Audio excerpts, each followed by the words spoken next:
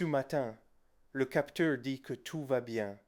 Il affiche une humidité rassurante, presque polie. Le jardinier sourit, referme le carnet et se prépare à faire autre chose. Puis il marche 3 pas vers l'autre bout du carré, et la terre se fend sous la semelle avec un petit bruit sec. Le capteur n'a pas menti. Il a simplement parlé de l'endroit où il était planté, ce qui est déjà beaucoup moins pratique. Le problème du jour n'est pas la technologie, c'est l'autorité que l'on donne trop vite à un seul point. Un capteur placé au mauvais endroit transforme un système d'irrigation en théâtre de confiance. On croit avoir une vérité du jardin, on possède seulement une phrase locale. Le bord ombragé d'un carré, la zone près d'un goutteur, le trou où l'eau stagne, la poche de terre plus légère. Chacun peut raconter une histoire honnête et pourtant inutilisable pour toute la parcelle. On commence donc par regarder l'endroit du crime.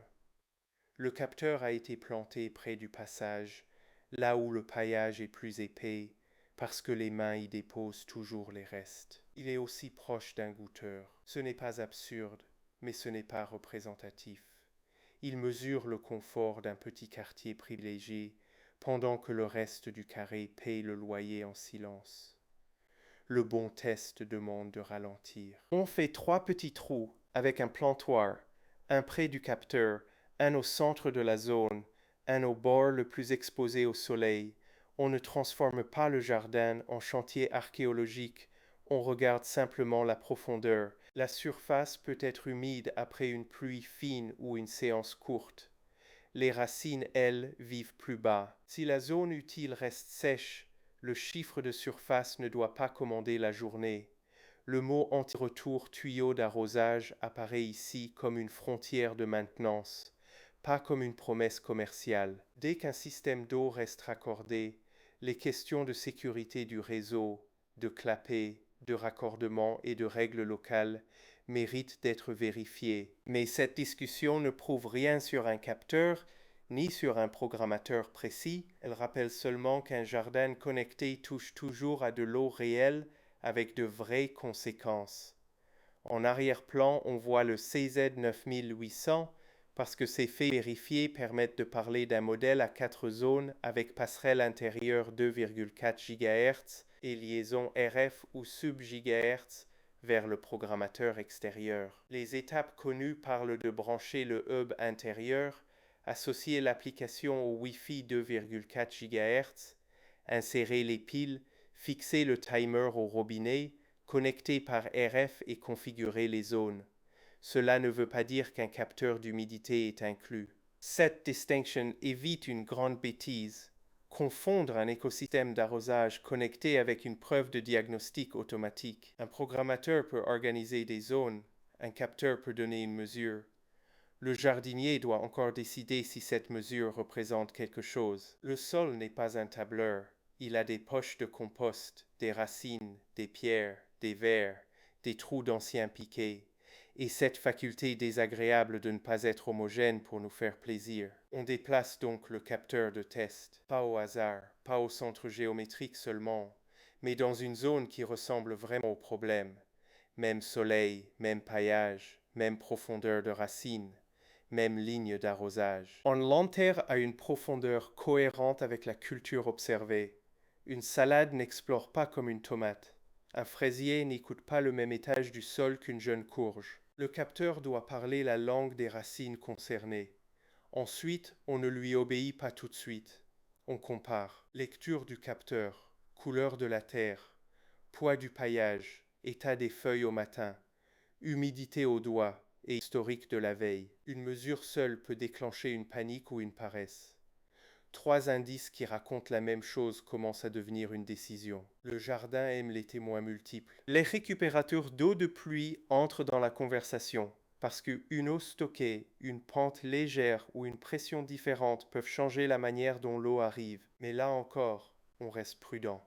On ne transforme pas un récupérateur d'eau de pluie en solution universelle. On observe si le goutte à goutte reçoit assez d'eau, si la ligne reste régulière, si le début et la fin de la zone se comportent pareil. La récupération d'eau de pluie est une ressource, pas une excuse pour arrêter de vérifier. S'il y a des restrictions d'eau au jardin, aucune vidéo enregistrée une fois pour toutes ne doit donner une conclusion légale. Avant publication ou tournage local, il faut vérifier les règles en vigueur dans la commune ou le département concerné. Dans le récit, on peut parler de sobriété, d'arrosage au pied et de décision plus juste. On ne peut pas inventer une autorisation. Les sujets IP et hivernage restent eux aussi à leur place. Un indice IP vérifié se lit précisément. IPX5 signifie résistance aux éclaboussures, pas immersion. L'hiver impose de démonter, vider, sécher et ranger les éléments sensibles selon la notice. Le capteur, le programmateur et le tuyau ont un point commun. Aucun n'aime être transformé en glaçon expérimental. Après le déplacement, le jardin devient moins flatteur. La nouvelle lecture est moins confortable. Le trou du centre confirme que l'humidité n'est pas descendue assez bas. Le bord exposé demande une durée différente ou un paillage mieux posé.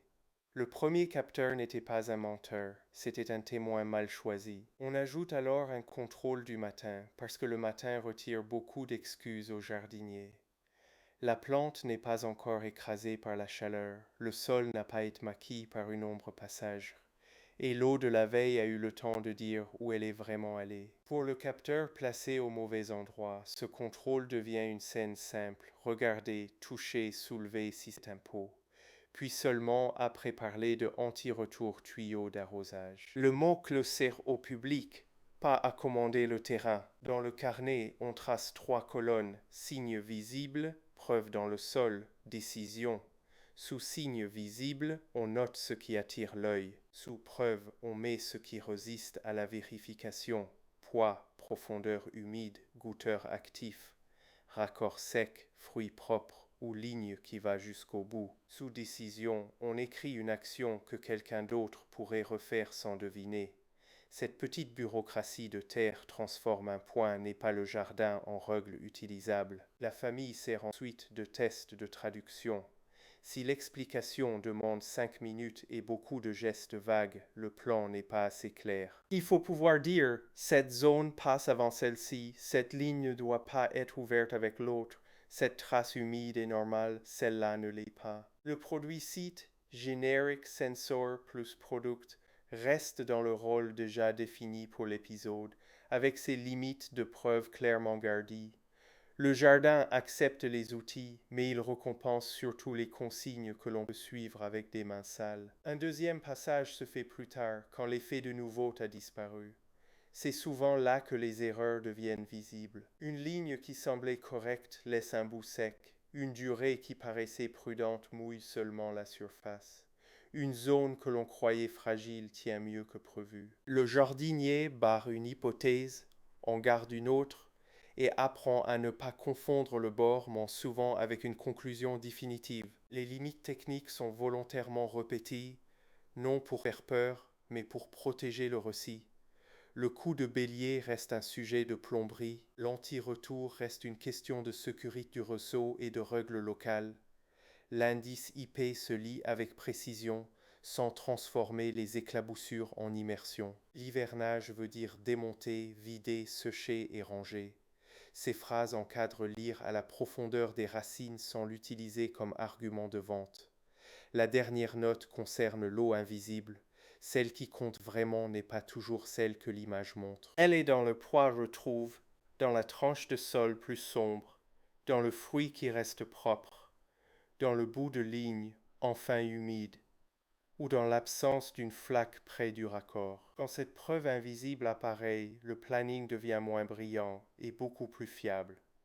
C'est exactement le genre de progrès que la Terre accepte de signer. La leçon du jour tient dans une phrase de Carnet. Mesurer n'est pas gouverner. Un capteur placé au bon endroit peut aider à éviter l'arrosage automatique aveugle. Un capteur placé au mauvais endroit peut rassurer le jardinier pendant que les racines négocient avec la poussière. La Terre accepte les chiffres, mais elle exige encore des mains, des trous de contrôle et une modestie assez rare chez les écrans.